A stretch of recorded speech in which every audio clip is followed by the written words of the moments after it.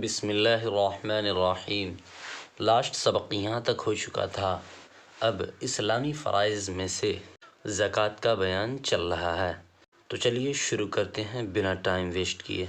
یہ اسلام کی بنیاد جو آپ نے شروع میں پڑھا تھا، بنی الاسلام علی خمس شہادت اللہ الہ الا اللہ وان محمد رسول اللہ و اقام الصلاۃ و ایتاء الزکاۃ، چوتھے نمبر پر زکوٰۃ جو فرض ہے اس کے بارے میں وہاں پہ بتایا گیا تھا۔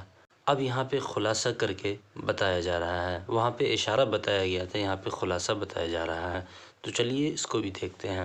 سوال: زکوٰۃ کسے کہتے ہیں؟ جواب: مال کے اس خاص حصے کو زکوٰۃ کہتے ہیں جس کو خدا کے حکم کے موافق فقیر و محتاجوں وغیرہ کو دے کر انہیں مالک بنا دیا جائے۔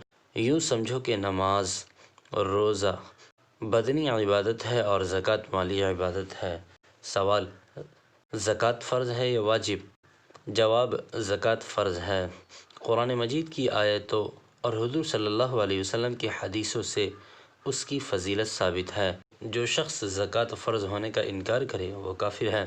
سوال: زکوٰۃ فرض ہونے کی کتنی شرطیں ہیں؟ جواب: نمبر 1 مسلمان، نمبر 2 آزاد، نمبر 3 عاقل، نمبر 4 بالغ ہونا، نمبر 5 مالک نصاب ہونا، نمبر 6 نصاب کا اپنی اصلی حاجتوں سے زیادہ اور قرض سے بچا ہوا ہونا، نمبر 7 مالک ہونے کے بعد نصاب پر 1 سال گزر جانا۔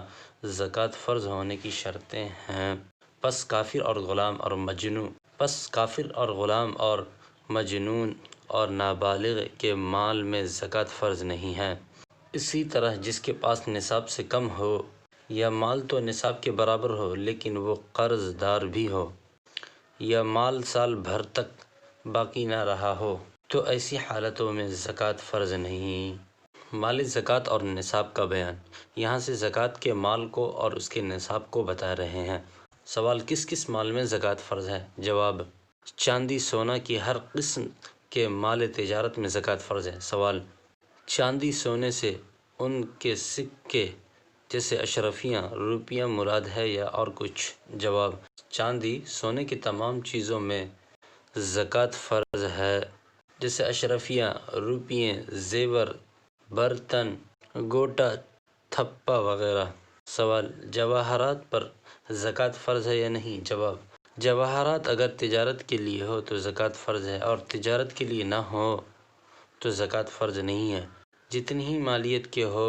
اسی طرح اگر کسی شخص کے پاس تانبے وغیرہ کی برتن نصاب سے زیادہ قیمت کے ہو یا کوئی مکان یا دکان وغیرہ نصاب سے زیادہ قیمت کے ہو تو اس کا کرایہ بھی آتا ہو، یا چاندی سونے کے سوا اور قسم کے سامان اور اسباب ہو لیکن یہ تمام چیزیں تجارت کے لیے نہیں، تو ان میں سے کسی پر زکوٰۃ فرض نہیں۔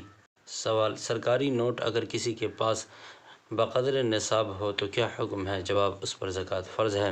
جواب: اس پر زکوٰۃ فرض ہے۔ سوال: اگر کسی کے پاس تھوڑی سی چاندی، تھوڑا سا سونا ہو اور ان دونوں میں نصاب کسی کا پورا نہ ہوا ہو تو اس پر زکوٰۃ فرض ہے یا نہیں؟ جواب: اسی طرح اس صورت میں سونے کی قیمت چاندی سے یا چاندی کی قیمت سونے سے لگا کر دیکھو تو دونوں میں سے کسی کا نصاب پورا ہوتا ہے یا نہیں۔ اگر کسی کا نصاب پورا ہو جائے تو اس کے حساب سے زکوٰۃ، اور دونوں میں سے کسی کا نصاب پورا نہ ہوا تو زکوٰۃ فرض نہیں۔ سوال: اگر کسی کے پاس صرف 3-4 تولہ سونا ہو اور اس کی قیمت چاندی کے نصاب کے برابر زیادہ ہے لیکن چاندی کی اور کوئی چیز اس کے پاس نہیں، نہ روپیہ نہ زیور وغیرہ، تو اس پر زکوٰۃ فرض ہے یا نہیں؟ جواب: اس صورت میں اس پر زکوٰۃ فرض نہیں ہے۔ سوال: مال تجارت سے کیا مراد ہے؟